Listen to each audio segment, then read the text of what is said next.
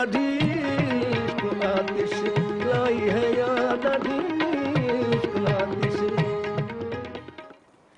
वालेकुम मोअज़्ज़िज़ नाज़रीन, मैं आसिया खान आपको प्रोग्राम इश्क आतिश पे खुशामदीद कहती हूँ। हमारा आज का प्रोग्राम जिन अजीम शायर के बारे में है, उनका तारुफ कुछ इस तरह से है। कहते हैं कि उर्दू ज़ुबान जिस शायर पे बजा तौर पे नाज कर सकती है और जिस शायर को दुनिया के अजीम शोरा की सफ़ में खड़ा कर सकती है, वो मिर्ज़ा गालिब हैं। मिर्ज़ा गालिब उर्दू ज़ुबान की शेर व अदब की दुनिया में एक नामवर मुकाम रखते हैं। मिर्ज़ा गालिब के बारे में हम मज़ीद जानेंगे रईस अब्बास ज़ैदी साहब से और उनका खूबसूरत कलाम सुनेंगे हम निदा फैज़ की खूबसूरत आवाज़ में। जी ज़ैदी साहब, गालिब की ज़िंदगी और उनके अहद के बारे में कुछ बताएं। पूछते हैं वो कि गालिब कौन हैं, कोई बतलाओ कि हम बतलाएं क्या। असदुल्लाह खां गालिब नाम, नजमुद्दौला, दबीरुल मुल्क, ये उनके अलकाबात। मिर्ज़ा नौशा उन्हें लोग प्यार से कहते थे। इनके दादा समरकंद से हिंदुस्तान आए और दरबार दिल्ली से वाबस्ता हो। इनके वालिद अब्दुल्ला बेग ने दिल्ली को खैरबाद कहा और अकबराबाद चले गए। वहाँ एक जंग में बड़ी बहादुरी से लड़ते हुए मारे गए और 6 साल की उम्र में थी गालिब की जब उनका इंतकाल हो गया। अच्छा। गालिब की परवरिश उनके चचा नसरुल्लाह बेग ने की, जो अकबराबाद के सूबेदार थे, जिन्हें आज गवर्नर कहा जाता है। जब जनरल लेक ने अकबराबाद को फतह किया तो इन्होंने बड़े बाइज्जत तौर पे सरेंडर कर दिया। तो अंग्रेज़ों ने 400 सवारों कैवलरी पर इन्हें ब्रिगेडियर बना। उनका जब इंतकाल हो गया तो वो क्योंकि लावलत थे, इसलिए गालिब को तमाम उम्र पेंशन मिलती थी। ये वापस दिल्ली आ गए। उमराव बेगम से शादी हुई। प्रोफेसर हमीद अहमद खां का मकाला जो पीएचडी का है वो उमराव बेगम पे। आप लिखते हैं कि had there been no Umrao Begum there would have been no Ghalib.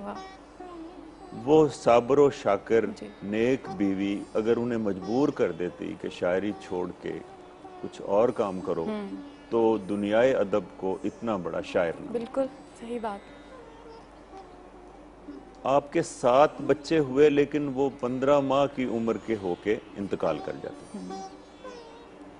फिर बीवी के एक भांजे आरिफ को अपना अडॉप्ट कर लिया और उसका भी 21 साल की उम्र में इंतकाल हो गया।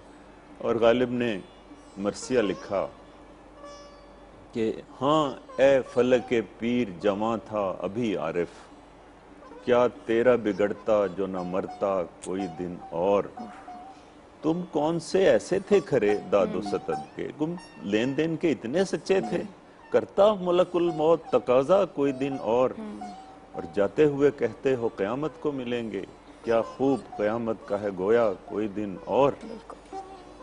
तो ये इनकी जिंदगी थी।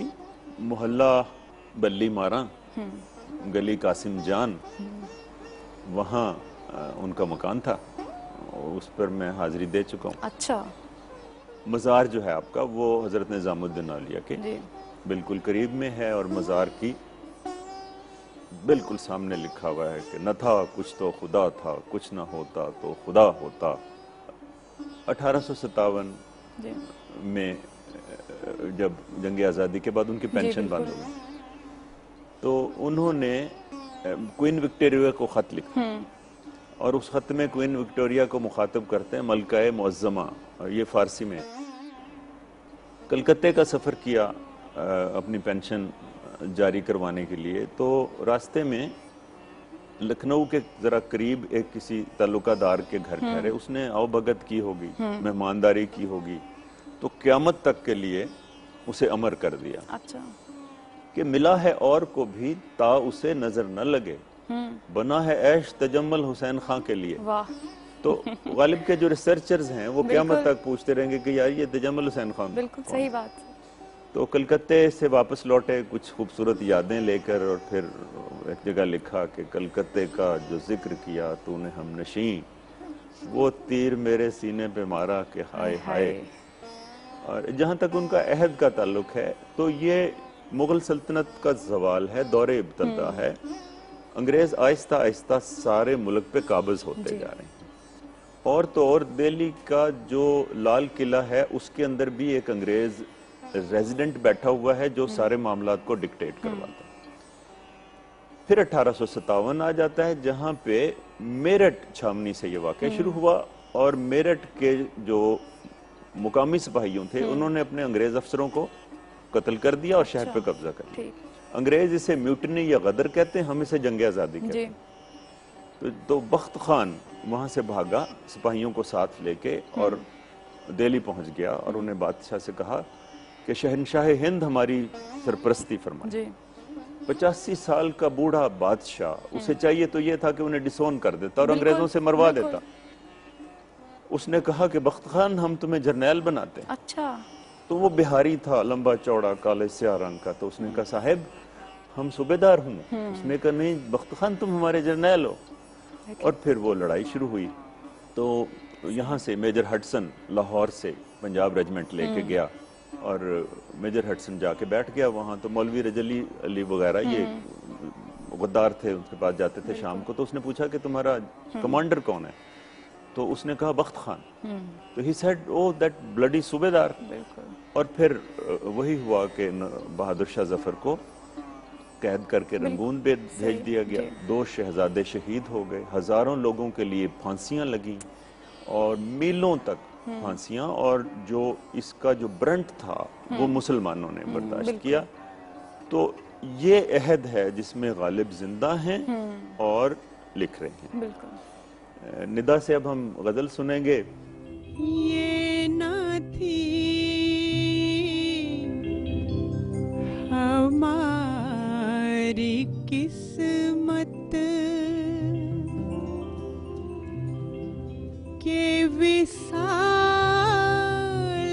यार होता, ये ना थी हमारी किस्मत के विसाल यार होता, अगर और जीते रहते, अगर और जीते रहते, यही इंतजार होता, ये न थी हमारी किस्मत।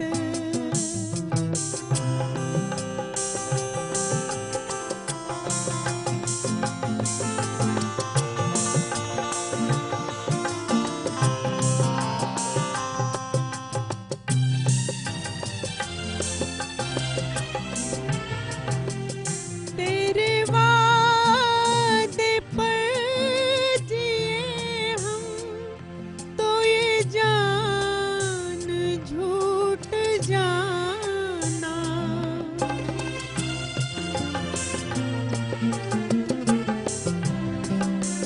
तेरे वादे पर जिए हम, तो ये जान झूठ जाना, के खुशी से मर ना जाते, के खुशी से मर ना जाते, अगर एतबार होता, के खुशी से मर ना जाते, अगर एतबार होता, ये न थी हमारी किस्मत।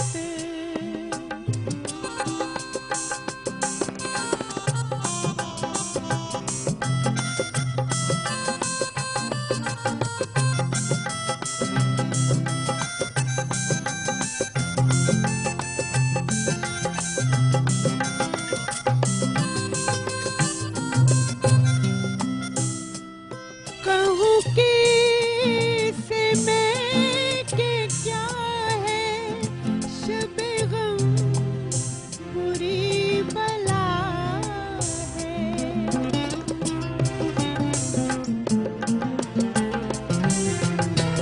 कहूँ कि से मैं के क्या है शबे गम बुरी बला है। मुझे क्या बुरा था मरना, मुझे क्या बुरा था मरना। अगर एक बार होता मुझे क्या बुरा था मरना। अगर एक बार होता ये न थी हमारी किस्मत।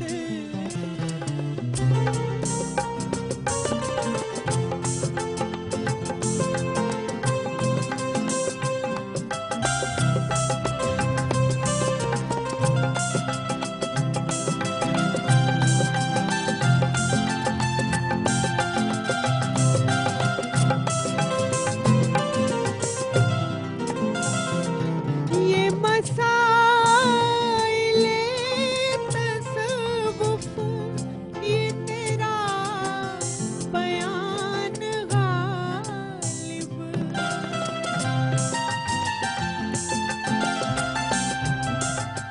ये मसाइले तसव्वुफ ये तेरा बयान गालिब। तुझे हम वली समझते, तुझे हम वली समझते। जो न बादाबार होता तुझे हम वली समझते।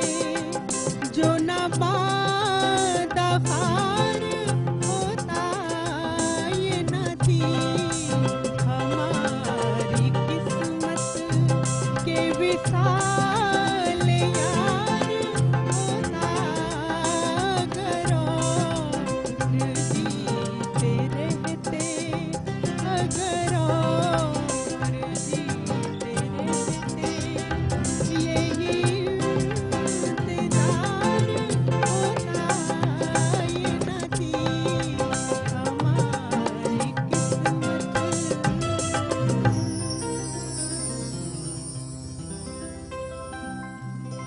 जी नाजरीन, आप सुन रहे थे गालिब का खूबसूरत कलाम निदा फैज़ की मुतरन्नम आवाज़ में। वक्त हुआ है एक ब्रेक का, कहीं मत जाइएगा, हम लौटेंगे एक छोटे से ब्रेक के बाद।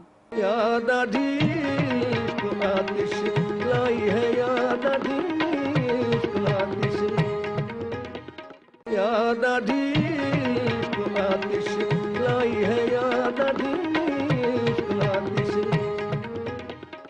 वेलकम बैक नाजरीन। जी जैदी साहब, गालिब को एक अजीम शायर कहा जाता है, इसके बारे में कुछ बताएं। अब्दुर्रहमान बिजनौरी ने कहा था हिंदुस्तान की दो इल्हामी किताबें, एक भगवत गीता, जी दूसरी दीवान गालिब। क्या गालिब के दीवान के दुनिया की तमाम ज़बानों में तर्जमे हो चुके। 1869 में जब गालिब की 100 साला बरसी थी तो सोवियत यूनियन वालों ने अपने एक बड़े खूबसूरत फूल का नाम गालिब रख दिया। वाह गालिब पे हजारों किताबें लिखी गईं, जी गालिब पे फिल्में बनी। जी एक फिल्म 1954 में और दूसरी तुमने देखी होगी जी। जिसमें नसीरुद्दीन शाह नसीरुद्दीन ने शाह, गालिब का जी रोल बिल्कुल। किया। गालिब का दीवान एक ऐसी किताब है जिसे लाइब्रेरी में रखे हुए कभी गर्द नहीं जमती। लोग इसे पढ़ते हैं बिल्कुल और क़यामत तक पढ़ते रहेंगे। सही, he is a great poet. बिल्कुल और गालिब को खुद भी एहसास है कि मैं बड़ा शायर हूँ। अच्छा हाँ। और आते हैं गैब से ये मज़ामी ख्याल में, और गालिब सरीर खामा नवाए सरोश है, वाह और गंजीना मानी का तिलिस्म उसको समझिए, जो हर्फ के गालिब मेरे अशआर में आवे। और फिर कहते हैं कि हैं और भी दुनिया में सुखनवर बहुत अच्छे, कहते हैं कि गालिब का है अंदाज़े बयां। और ये वही गज़ल है कि करते हैं मोहब्बत तो गुजरता है गुमा। और बिल्कुल। फिर गालिब इज़ ए जीनियस, ना किसी मदरसे में पढ़े, बिल्कुल। ना किसी उस्ताद से पढ़ा, ये सब कुछ खुदादाद है। बिल्कुल। एक खत में लिखते हैं, लोग मुझे बेउस्तादा कहते हैं, मैंने लोगों का मुंह बंद करने को अब्दुस समद नामी एक उस्ताद घड़ लिया है। वाह, ठीक। तो ये और जीनियस जो है उसे दुनिया की और दीन की समझ आएगा। बिल्कुल। बाजीचा अतफाल है दुनिया मेरे आगे, होता है शबे रोज तमाशा मेरे आगे। एक बात है औरंगे सुलेमा मेरे नजदीक, एक खेल है एजाज मसीहा मेरे आगे। और आशिक हूँ प माशूक परस्ती है मेरा काम, मजनू को बुरा कहती है लैला मेरे आगे। और ईमान मुझे रोके है तो खींचे है मुझे कुफ्र, काबा मेरे पीछे है कलीसा मेरे आगे। सही। और वो एक भरपूर जिंदगी गुजारने वाला फलसफी, और बड़े शायर और बड़े फनकार, बड़े लोग अलूफ होते हैं, लोनली होते हैं, क्योंकि उन्हें अपना मैच नहीं मिलता जिंदगी में। लेकिन गालिब में शतरंज खेलते नजर आते हैं, अच्छा, चौसर खेलते हुए नजर आते हैं, शराब पीते नजर आते हैं, और आमों के शौकीन हैं। और वो चांदनी बेगम वाला किस्सा भी है, चलें उसको नहीं फिलहाल रहने देते हैं, तो गाना सुनने भी जाते हैं। हाँ जी। उनकी गजलें जहाँ गाई जाती हैं जिन कोठों पे, वहाँ वो दाद देने भी पहुंच जाते हैं। अपनी मिजरीज को लाफ अवे करना एक छोटी बात नहीं होती। मतलब उनके अशार कि निकलना खुल्द से आदम का सुनते आए हैं, लेकिन बड़े बेआबरू होकर तेरे कूचे से हम निकले, ये ज़रबुल आम है। और हमको मालूम है जन्नत की हकीकत, लेकिन दिल के बहलाने को गालिब ये ख्याल अच्छा है। और दर पे रहने को कहा और कह के कैसा फिर गया, जितने अरसे में मेरा लिपटा हुआ बिस्तर खुला। और मैंने कहा कि बज़्म नाज चाहिए गैर से तही, मैंने कहा कि देखो गैर लोगों को अपनी महफिल में मत बिठाया करो।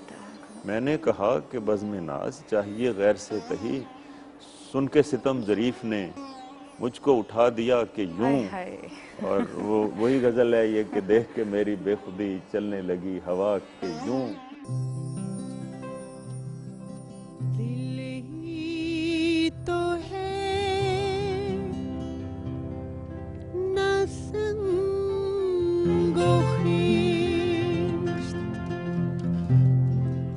दर्द से भर ना आए क्यों।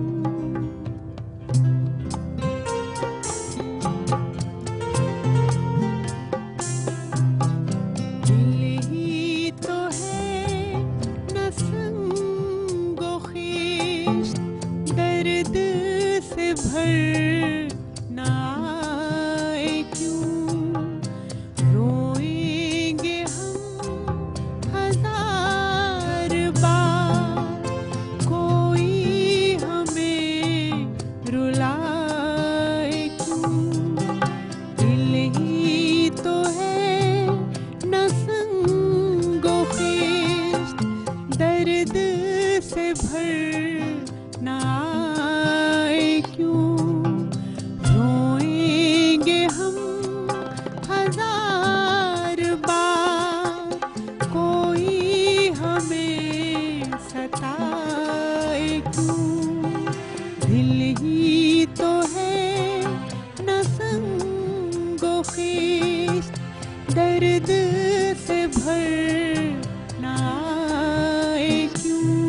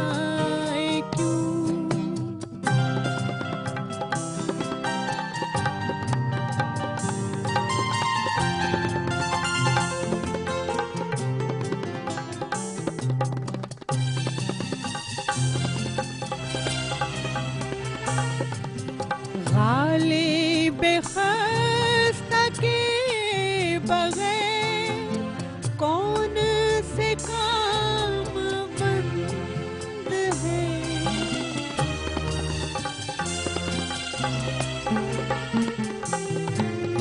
गालिब ख़स्ता के बगैर कौन से काम बंद है।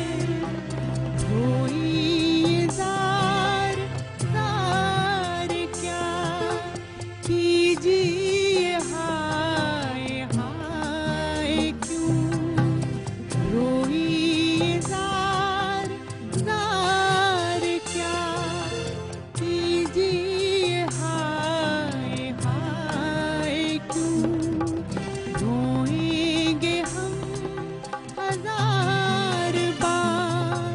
कोई हमें सताए क्यों, दिल ही तो है न संगोखेज, दर्द से भरना क्यों। रोएंगे हम हजार बार, कोई हमें सताए क्यों। जी नाजरीन, आप सुन रहे थे गालिब का खूबसूरत कलाम निदा फैज़ की खूबसूरत आवाज़ में।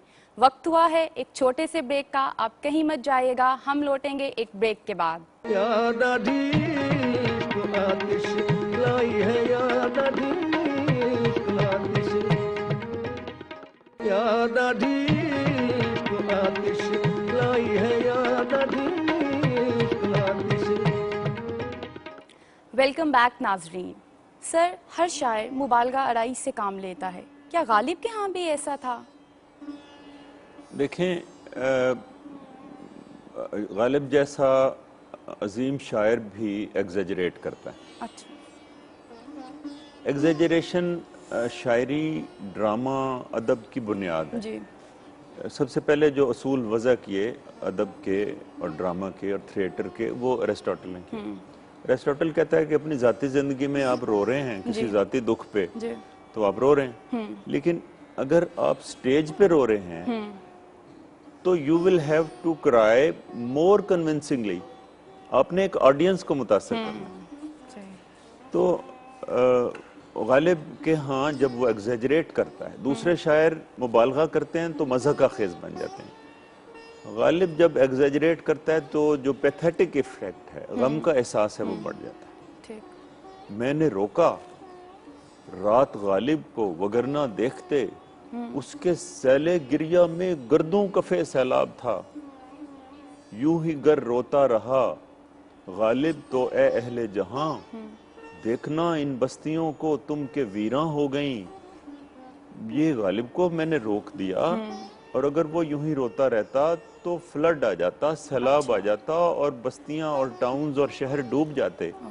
ये एक एग्जेजरेशन है, लेकिन गालिब जब वो एग्जेजरेट कर रहा है तो पैथेटिक इफेक्ट बढ़ रहा है। इसी तरह रकीब का जिक्र सारे शायर करते हैं, लेकिन गालिब जब रकीब का जिक्र करते हैं जी। तो वो फरमाते हैं कि सितम है कि होवे मुद्दई का हम सफर गालिब, वो काफिर जो खुदा को भी न सौंपा जाए है मुझसे। यानी आउट ऑफ पोजेसिवनेस मैंने कभी उसे खुदा हाफिज भी नहीं कहा, सुपुर्दे खुदा भी नहीं कहा। और रात के वक्त मैं पिए साथ रकीब को लिए, आए वो यहाँ खुदा करे पर ना खुदा करे कि यूं। और फिर एक जगह कहा कि नक्श नाजे बुते तन्नाज ब आगोश रकीब, पाए ताउस पाए मान खामाए मानी मांगे। यानी अगर रकीब के साथ मैंने उसकी तस्वीर बनानी हो तो उसके लिए ईरान के मशहूर मुसव्विर मानी की ज़रूरत नहीं है, उसके बुरश की ज़रूरत नहीं है, बल्कि मोर के पंजे की ज़रूरत है कि उसे सही में डबो के ना बदसूरत सी एक तस्वीर बनाई है। तो वो करते हैं एग्जेजरेट, और लेकिन उसका असर जो है, तासुर जो है, वो बहुत ज़्यादा बढ़ जाता है और ख़ूबसूरत हो जाती है बात। तो आप गालिब की अगली गज़ल सुना दें।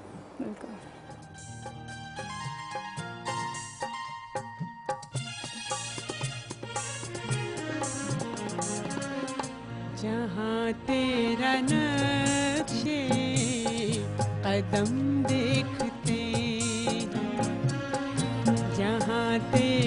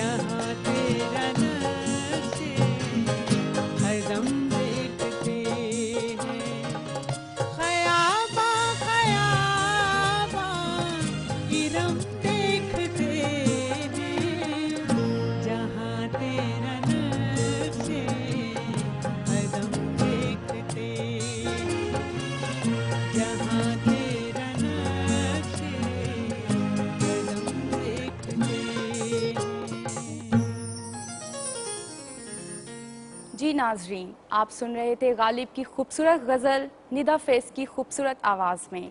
वक्त हुआ है एक छोटे से ब्रेक का, आप कहीं मत जाइएगा, देखते रहें इश्क आतिश। याद आधी इश्क आतिश लाई है, याद आधी इश्क आतिश, याद आधी इश्क आतिश लाई है, याद आधी इश्क आतिश। वेलकम बैक नाजरीन। सर, सुना है चचा गालिब की उस्ताद ज़ोक के साथ मुआसराना चश्मक थी, इस हकीकत पे रोशनी डालें। देखें, दोनों बड़े शायर, दोनों को हम कह सकते हैं one is good poet and the other is great poet. उस्ताद ज़ौक उस्ताद शाह हैं बहादुर शाह जफर के, और गालिब वहाँ तारीख नवीसी पे मुकर्रर, जी, और शहजादा जमा बख्त जो मलका जीनत महल का बड़ा लाडला, बिल्कुल ये वही शहजादा है जिसकी सालगिरह पे गालिब ने एक शेर कहा, और वो शेर क़यामत तक हम अपने प्यारों को जी लिख लिख के कार्डों पे भेजते रहेंगे कि तुम सलामत रहो 1000 बरस, हर बरस के हों दिन 50,000। इसकी शादी आ गई। अच्छा, तो जीनत महल जो मलका थी, उन्होंने गालिब से फरमाइश की कि आप सेरा लिखें। तो गालिब ने सेरा लिखा कि हम सुखन फहम हैं, गालिब के तरफदार नहीं, देखें कह दे कोई सेहरे से बढ़कर सेहरा। और ये सेरा जब बहादुर शाह जफर बादशाह ने सुना तो उन्होंने समझा कि शायद ये उस्ताद ज़ौक पे चोट की गई। बिल्कुल। तो गालिब ये समझ कर के शायद उस्ताद ज़ौक और बादशाह नाराज़ हो गए हैं, उन्होंने एक गज़ल लिखी जो एक तरह से एक एक्सप्लेनेशन है। अच्छा, लिखते हैं कि 100 पुश्त से है पेशा आबा सिपाहगरी, कुछ शायरी ही ज़रिए इज़्ज़त नहीं मुझे, उस्ताद शाह से मुझे पुरखाश का ख्याल, सौदा नहीं जुनू नहीं वहशत नहीं मुझे, और मक्ते में आ पड़ी है सुखन गुस्तराना बात, मकसूद इससे कतई मोहब्बत नहीं मुझे। सही। ये गज़ल लिख के बादशाह की खिदमत में पेश की, और इस तरह वो गलतफहमी दूर हुई। और गालिब को दरबार से वाबस्ता होने पर कोई फ़ख्र नहीं है। अच्छा, बल्कि वो बड़े ही ट्रेजिक अंदाज में अपने दरबार से वाबस्ता होने का जिक्र करते हैं। ठीक। कि बना है शह का मिसाहिब फिरे है इतराता, मगर न शहर में गालिब की आबरू क्या है।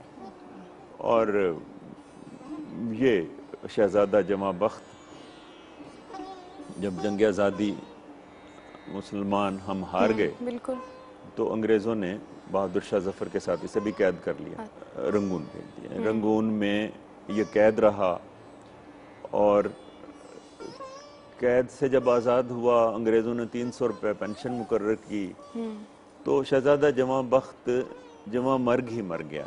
इसकी कब्र भी वहाँ बर्मा में है।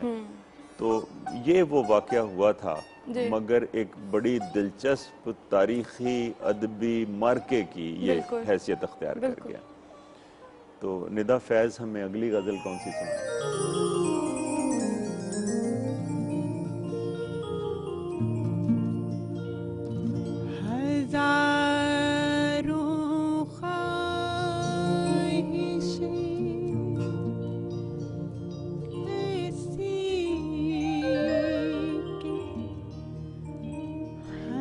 ख्वाहिश पे दम निकले,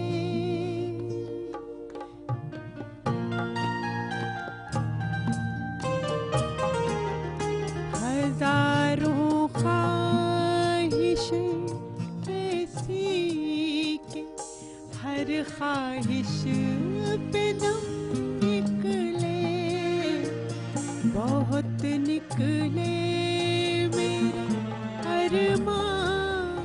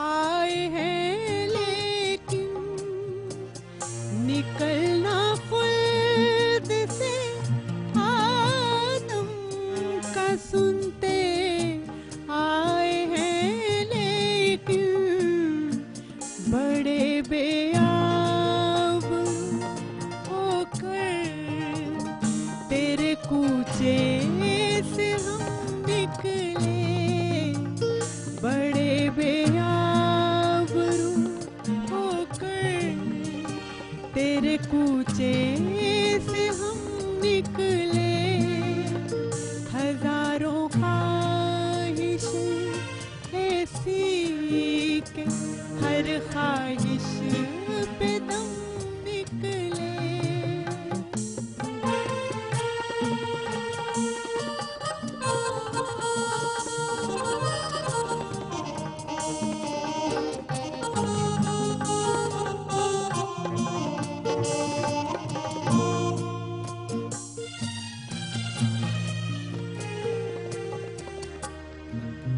मोहब्बत में नहीं है फर्क जीने और मरने का, मोहब्बत में नहीं है फर्क जीने और मरने का, उसी को देख जीते हैं जिसका फिर पे दम निकले, उसी को देख कर जीते हैं जिसका फिर पे दम निकले।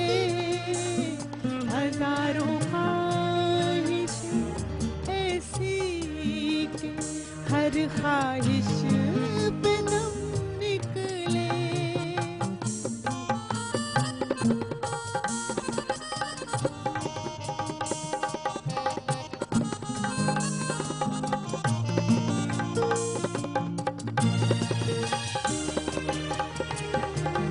खुदा के वास्ते पर्दा न काबे से उठा डालूं, खुदा के वास्ते पर्दा न काबे से उठा डालूं, कहीं ऐसा न हो या भी वही काफिर सनम निकले, कहीं ऐसा न हो या भी वही काफिर सनम निकले।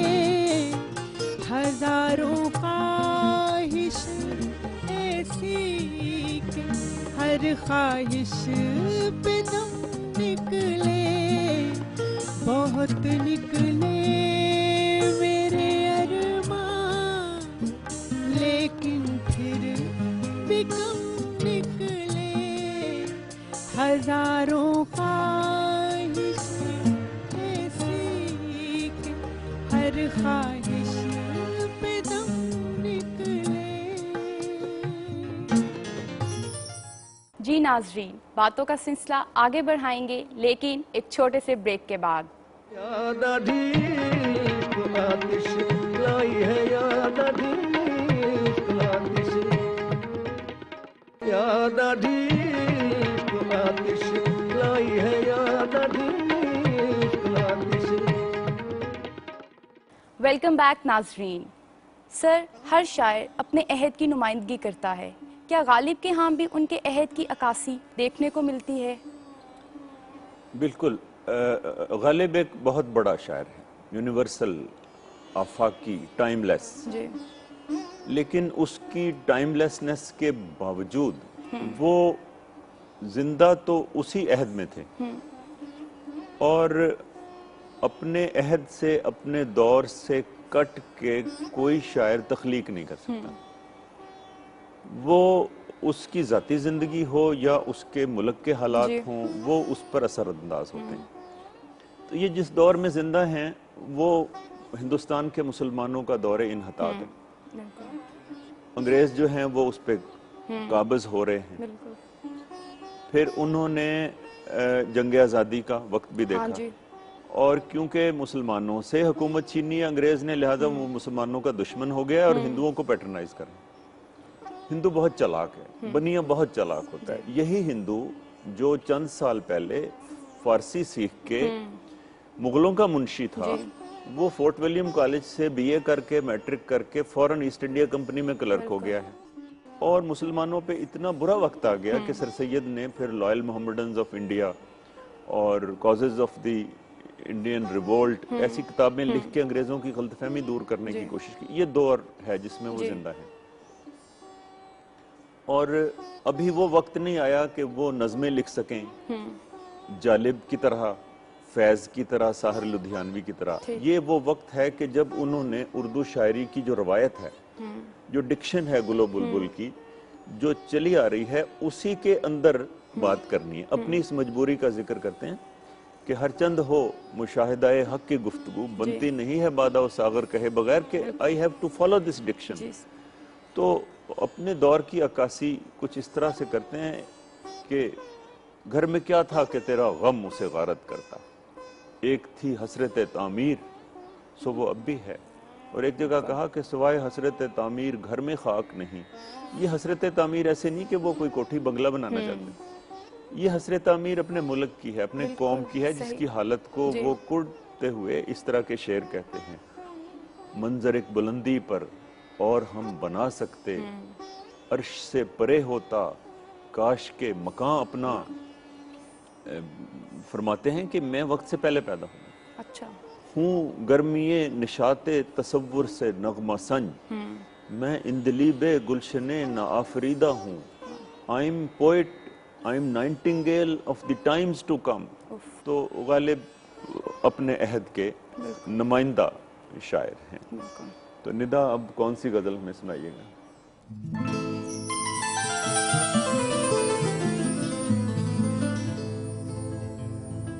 आह को चाहिए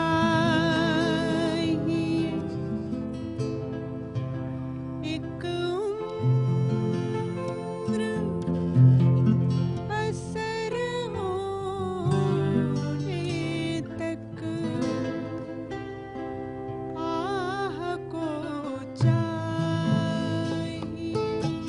एक असर होने तक, कौन जीता है तेरी जुल्फ के सर होने तक,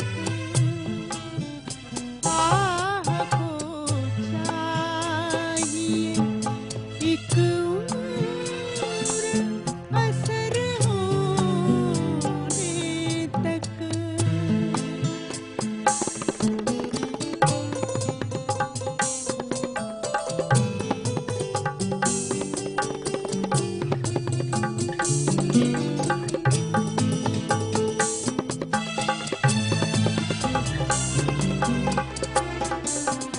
आशिकी सब्र तलब और तमन्ना बेताब, आशिकी सब्र तलब और तमन्ना बेताब, दिल का क्या रंग करूं खूने जिगर होने तक, दिल का क्या रंग करूं खूने जिगर होने तक, आह को चाहिए एक उम्र असर होने तक।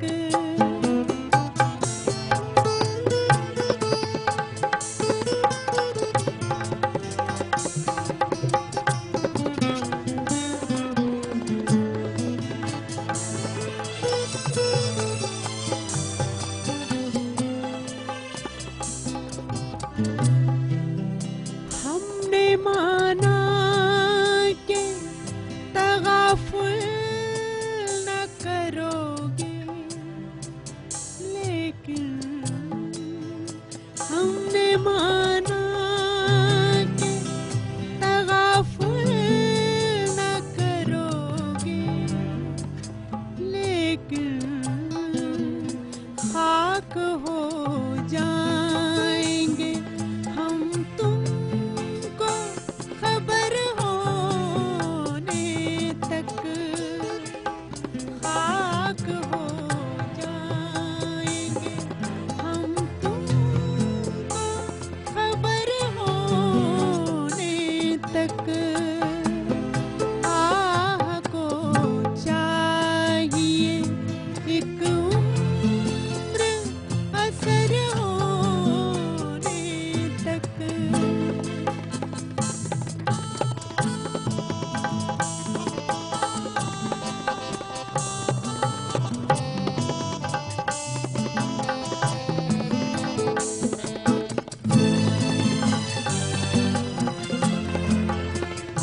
आशिकी सब्र तलब और तमन्ना में ताब। आशिकी सब्र तलब और तमन्ना में ताब। दिल का क्या रंग करूं, खूने जिगर होने तक। दिल का क्या रंग करूं, खूने जिगर होने तक। आह को चाहिए एक उम्र असर होने तक।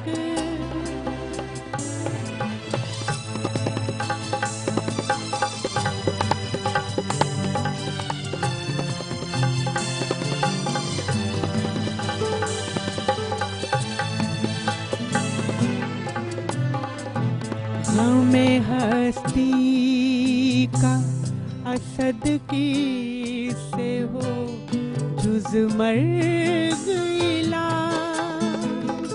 हमें हस्ती का असद की से हो जुज मर्ग इलाज। शम्मा हर रंग में जलती है सहर होने तक। शम्मा हर रंग में जलती है सहर होने तक। आह को चाहिए एक उम्र असर होने तक।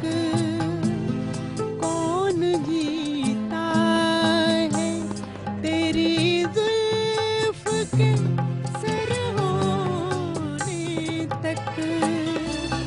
आह को चाहिए एक उम्र असर होने तक।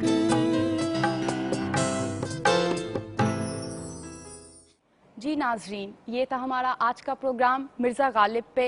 उम्मीद है आपको पसंद आया होगा।